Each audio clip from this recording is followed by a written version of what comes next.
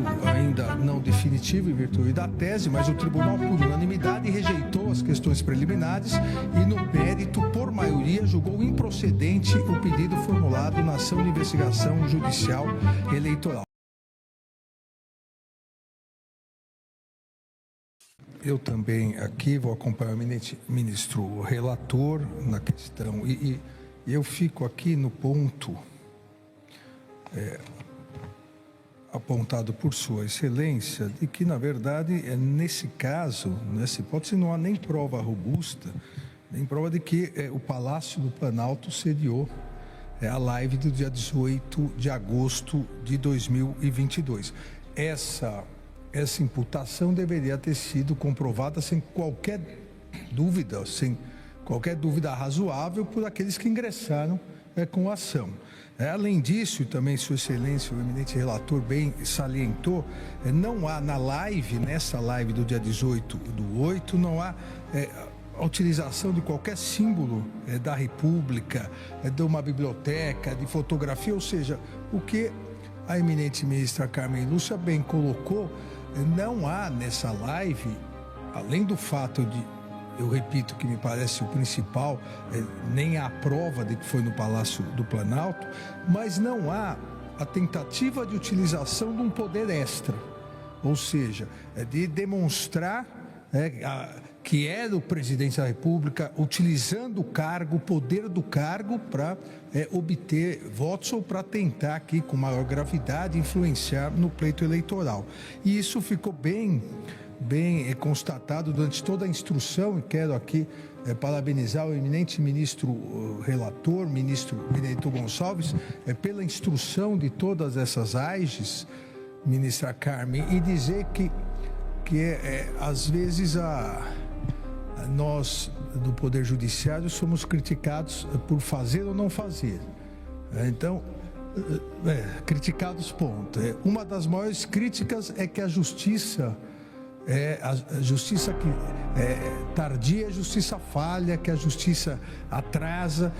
Quando a justiça cumpre rigorosamente todos os prazos, e o eminente relator, no seu voto escrito, bem colocou a previsão de 1 ano para julgar as AIGs, também se critica, porque aí a justiça trabalhou rigorosamente nos prazos. Então eu quero aqui, porque acompanhei como presidente o trabalho incessante do eminente ministro relator nessa instrução, porque nem todos que acompanham sempre o direito eleitoral. Aqui há toda uma instrução, a oitiva de testemunhas, a necessidade de se intimar as testemunhas, várias testemunhas naquele momento não podem comparecer, há uma nova data, a juntada de provas, a análise de provas, e o eminente ministro relator demonstrou toda a sua experiência e o seu foco para que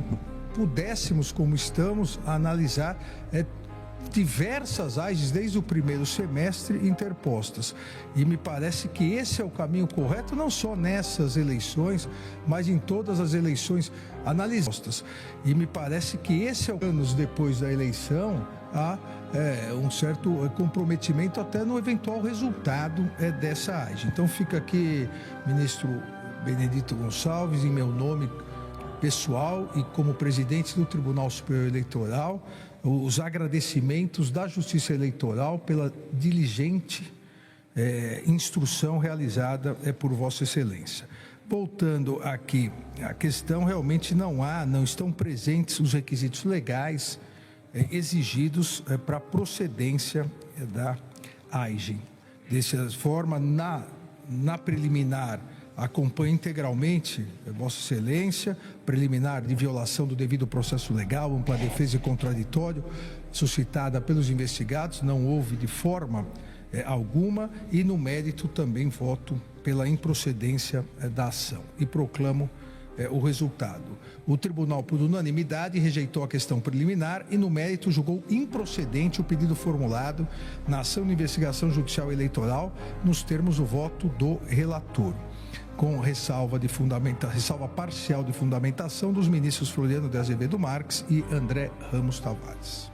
Rápidas observações que me parecem importantes não acabaram não sendo colocadas. Primeiro, na live do dia 21/9, não há nenhuma dúvida, ao meu ver, da caracterização de conduta vedada, porque não se fez campanha só pela reeleição, se fez campanha por um candidato a governo de Goiás, o Major Vitor Hugo. Então, obviamente, a utilização do Palácio do Alvorada para campanha e várias, e no meu voto e no voto do eminente relator se coloca: vamos apoiar o Mourão como candidato no Sul, vamos apoiar o Paulo Eduardo, deputado federal, ou seja, foi a festa da uva, usando o Palácio do Alvorada. Então, a reprovabilidade do ato, a caracterização da conduta vedada, me parece que não há nenhuma dúvida nisso. Agora, eu gostaria de colocar, e me parece importante isso, que só não houve, a meu ver, uma repercussão maior que pudesse gerar uma desigualdade nas eleições, graças à conduta do Tribunal Superior Eleitoral, do ministro corregedor, ministro Benedito, que concedeu a liminar em 24/9/2022, e o plenário do TSE, logo a seguir, dia 27/9/2022, o plenário referendou. Porque isso é interessante, até se não houvesse naquele momento ação, se fosse repetido essas lives, isso certamente geraria, a meu ver, uma procedência e uma inelegibilidade. O eminente ministro relator, no acórdão onde foi referendada a liminar, deixou isso muito claro.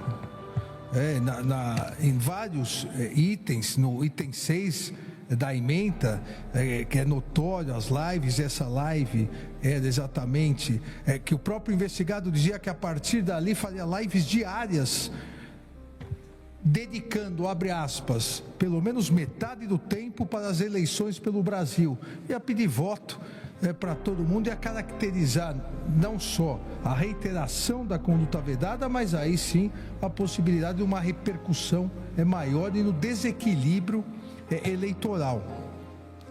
O eminente ministro relator também, no acórdão e na ementa referendada pelo plenário, coloca outros tópicos importantes, que o investigado diz, o item 17 da ementa, aproximando-se da reta final, muita coisa estava em jogo, vou dedicar pelo menos metade do meu tempo para promover candidaturas de deputados federais e senadores.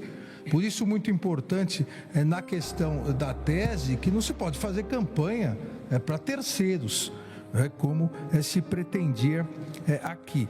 Então, esse ponto me pareceu importante colocar, que a rápida atuação do Tribunal Superior Eleitoral, a partir do ajuizamento da AIGE, permitiu que esse crescente ou potencialmente crescente desvirtuamento das lives e, consequentemente, a quebra da isonomia eleitoral fosse adiante. Então, aqui foi importante a rápida atuação do ministro relator, dia 24 de setembro, e do plenário do Tribunal Superior Eleitoral, 3 dias após, dia 27, para garantir, em relação a essa questão, garantir a isonomia do pleito. Um segundo ponto que eu gostaria de destacar, e foi destacado aqui anteriormente, a questão do precedente citado da tribuna em relação a ex-presidente Dilma Rousseff. Me parece, obviamente, que o precedente não se aplica, até porque lá não era a campanha eleitoral, lá era a utilização do palácio, mas lá o que ocorreu foi exatamente a questão de um projeto, de uma política pública, um projeto do governo, mais médicos, e não se pretendeu, em nenhum momento isso constou, o eminente advogado, à época, votou, isso constou na diferenciação que o eminente advogado, à época, ministro, fez, que o que não seria possível era ceder bens públicos em favor, abre aspas, em favor de alguma candidatura. Isso seria liberar algo que estaria beneficiando irregularmente. O que aconteceu nesse caso? Pedindo voto para diversos candidatos a deputado, diversos candidatos a senador e um candidato a governador, o citado Major Vitor Hugo. Então, esses dois pontos me parecem importantes serem relacionados. Mas, assim como o eminente ministro, o relator, colocou, não há repercussão, até pela concessão da tutela inibitória, não houve a repercussão que pudesse gerar aqui a procedência do pedido. Eu voto também pela improcedência do pedido. Em relação às teses, eu verifico que, eminente relator, o número 2, na verdade, já tem a maioria de votos contrária ao número 2. Porque o eminente ministro Floriano e o eminente ministro André, eles entendem que, nesse caso, inclusive, mesmo sem o pedido, seria possível a aplicação.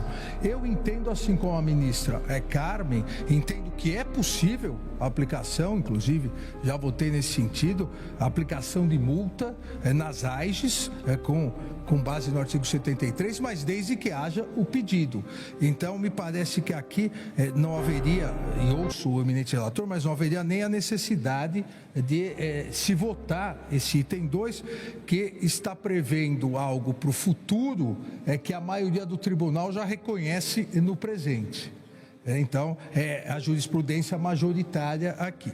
Em relação ao item 1, eu entendo que seria interessante, importante, que em relação à tese nós deixássemos para, no início da próxima sessão, incluindo somente é lícito, porque realmente, ao dizer que é lícito A, e nós não estamos dizendo que é ilícito B. Então, isso poderia dar uma margem, então, para dúvidas, incluindo o somente e discutindo essas outras questões que no momento, acho que nós levaríamos um tempo excessivo. Então, eu proclamaria o resultado e a tese também consta na próxima AIG. Na próxima também. Nós deixaríamos a tese para. Que é da multa. Exato.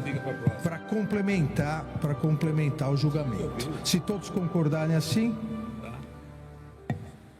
então proclamo o resultado ainda não definitivo em virtude da tese, mas o tribunal, por unanimidade, rejeitou as questões preliminares e, no mérito, por maioria, julgou improcedente o pedido formulado na ação de investigação judicial eleitoral, determinando o envio do parecer da ZEPA e do depoimento da testemunha ouvida no presente feito para o exame dos relatores nas prestações de contas número tal e tal, nos termos do voto do relator, vencidos parcialmente os ministros Floriano de Azevedo Marques e André Ramos Tavares, que votaram nos termos dos seus votos, no sentido da possibilidade da aplicação da multa.